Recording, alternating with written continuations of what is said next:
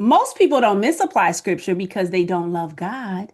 They misapply it because they don't read the context. The Bible was written for us, but it was not written to us. And that is a distinct factor that can confuse many readers. Scope formula teaches us how to read scripture the way it was intended. So let's zoom out before we build. Welcome back to the Fortified series. This is our 14-day devotional series where, as a community, we are going back to the basics and making sure we are spiritually fortified.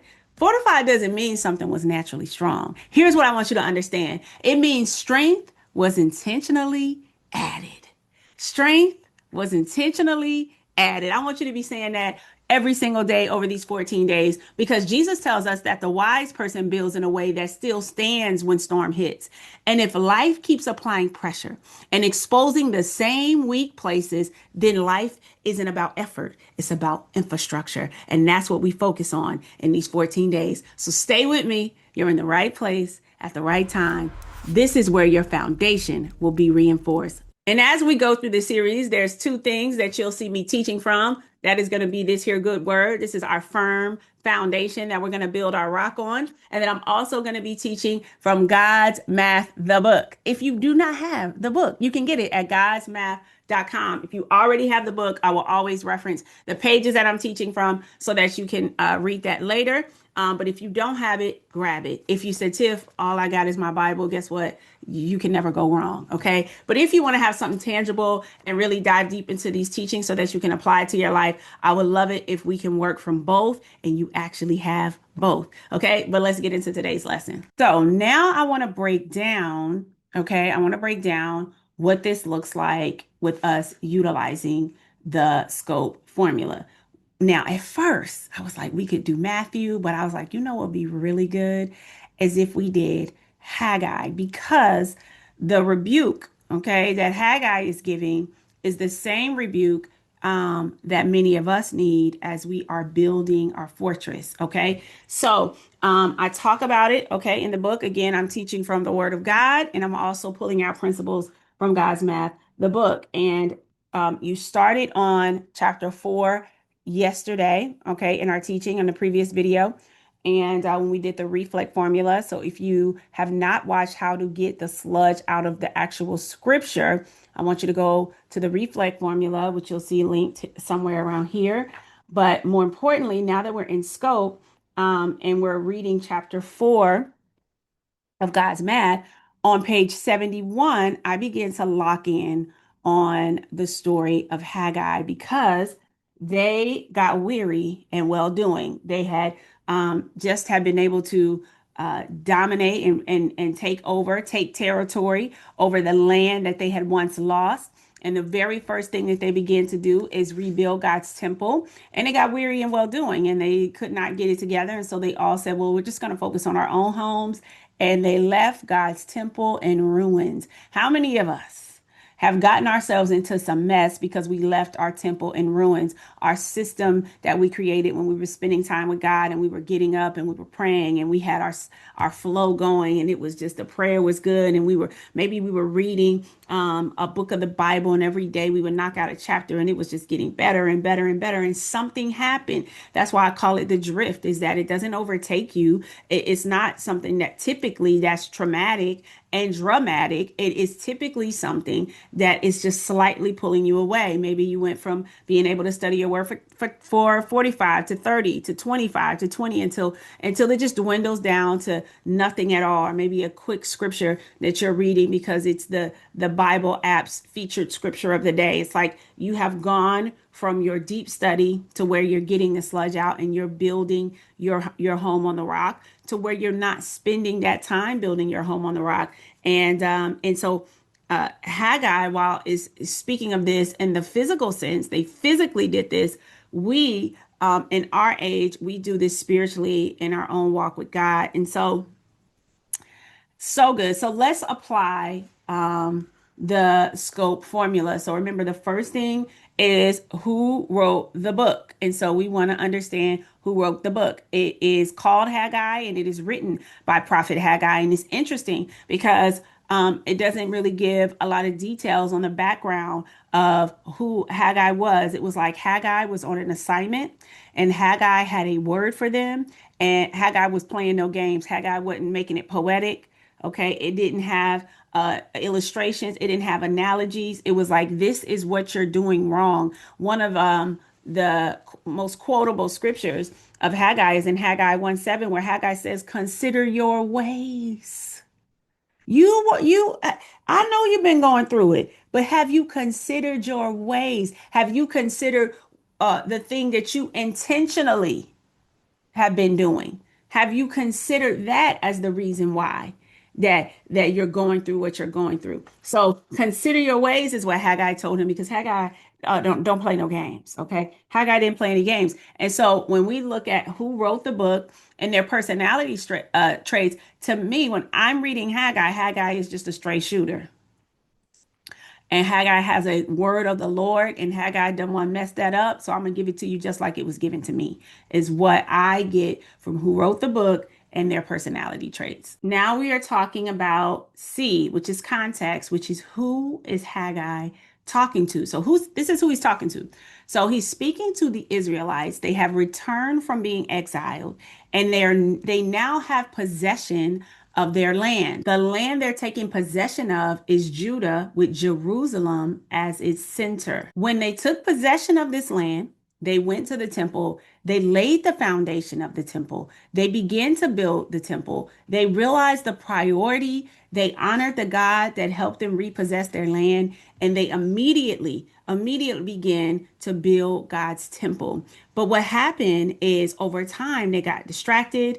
They got probably frustrated with one another, and they drifted away. Okay, this is the reason why we're in the chapter in God's math. They drifted away from that, and they begin to build their own homes. What's interesting, and what we must understand about the context of who Haggai is talking to, is they're not necessarily in some type of deep sin, right? There's not this just erroneous, egregious thing going on. They are literally distracted, and they have misaligned priorities, and they have taken what they came into with the best of intention, from being intentional, and they have gradually gone away from what they should be doing, and they're just doing what their flesh would want them to do.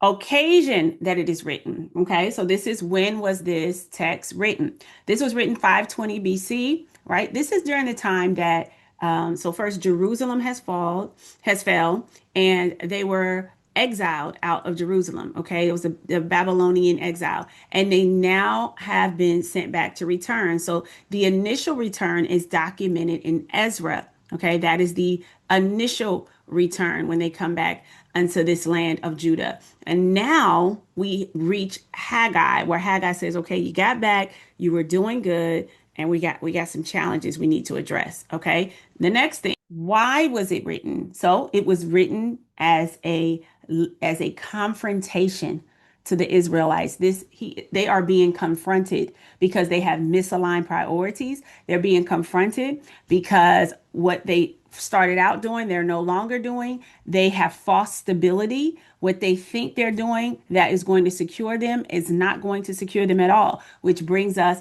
to Matthew 7, where we talk about a firm foundation. And it says you're sitting here building a house, but it's on sand, and great will be the fall. And so what this book is intending to do is to warn them so that does not happen to them. Because God wasn't angry that they had houses. He is angry in which the order it was built. He is angry because they have misaligned priorities, which leads us to E of the scope formula, which is essence, and the primary essence, that what you build first is what you value most. And God is allowing them to show a mirror to themselves, saying that you say you love me, but your actions show differently. And I want to warn you on what you should do. We don't want no smoke with God. Okay. He's trying to warn them of what they should do to get back in alignment. So while Matthew 7 is telling us where we should be building and how we should be building on a rock, Haggai is telling us that we also have to make sure that we're intentionally building on the things of God before we're building out the things that we desire. What both texts are telling us is that structure matters more than activity. That it doesn't matter that you're building if it's on sand, and it doesn't matter that you're building if it's your own house and you're not focusing on your temple.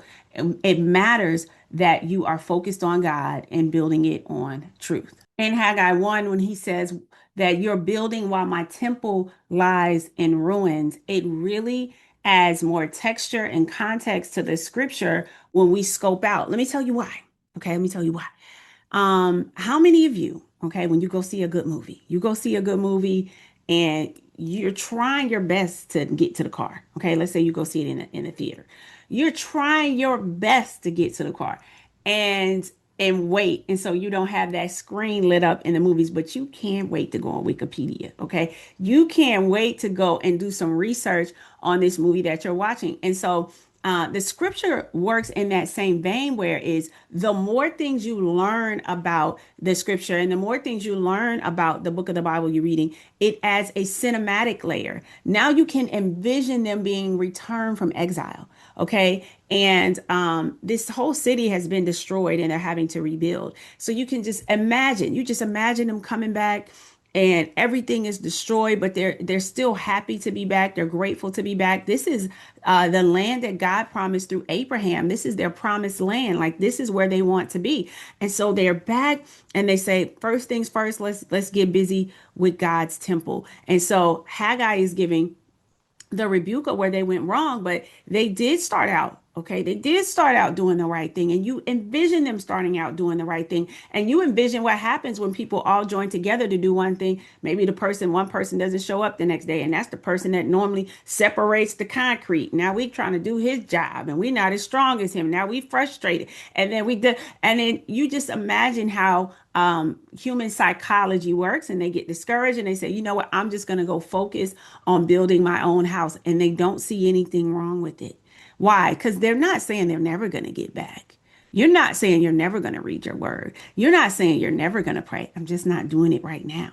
It's been Monday, Tuesday, Wednesday, Thursday, Friday, and you haven't done it. And so in your mind, you're going to get back to it. And Haggai's confrontation in charge tells them to snap back. And what we're going to do now is when we do the scope of that, we now even have a more cinematic experience. And it goes from being black and white text to people in 3D being in our minds. And so why is that important? Because it's going to help us remember it. It's going to help us recall it when we need it most. It's going to help us recall it when we're discipling others. It's going to help us recall it when we need that encouragement at a time that we know not of. It's going to help us recall it. All right. So we're in God's Math. We're reading chapter 4. Okay. If you finished it already, great.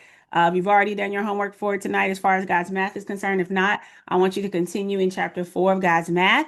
And then I want you to read the book of Haggai. It's only 2 chapters, okay? It's only 2 chapters. But now that you understand the scope of Haggai, I want you to now go read Haggai, read it in its entirety. It is a powerful masterclass on priorities, okay?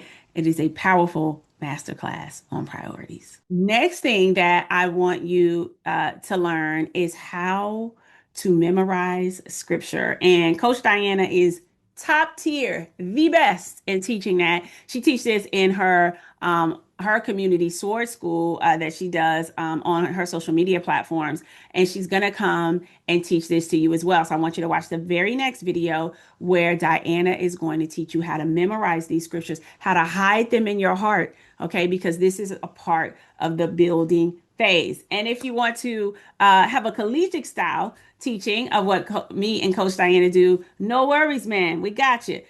We are in Thrive and Prosper Now. This is where we are taking our time and we are walking you through scripture. It has homework assignments, activity assignments, real life assignments. We're having live calls. You have community. And we are making sure not only that we're getting the sludge out of the scriptures, we're getting all the nutrients out of the scriptures, but we can apply it to our everyday life and we can help apply it in the lives of the people that are around us. And so Thrive and Prosper Now is where you can find out more information about that. God's Math the book is at godsmath.com, and head to the next video and watch how to memorize these scriptures.